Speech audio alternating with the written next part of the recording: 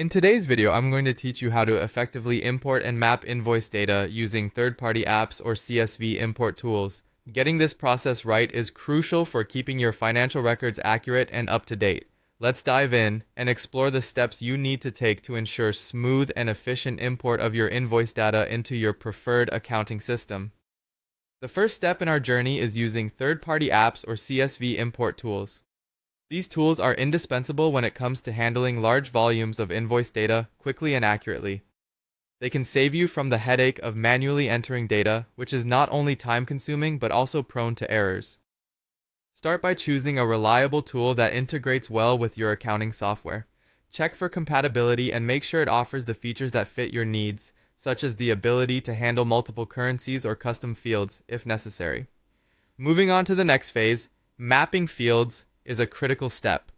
Mapping ensures that the data from your CSV file aligns perfectly with the fields in your accounting system.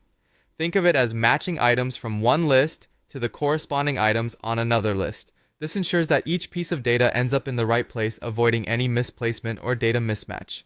To do this effectively, before you even start with mapping, take a look at your CSV file. Identify key columns such as the invoice number, date, client name, amount, and any other relevant information. These are the fields you'll be mapping. Now open your import tool or software integration. Here, you usually find a mapping screen where you can select fields from your CSV file and match them with the corresponding fields in your accounting system. Be attentive during this step. Errors here can lead to big headaches later on.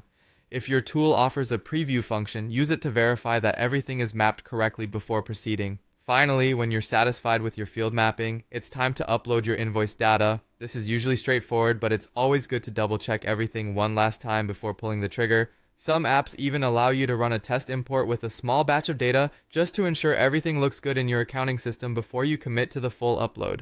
Take advantage of such options if available. Now, congratulations on a successful import. Make sure to review the data in your accounting system to confirm everything has been transferred accurately.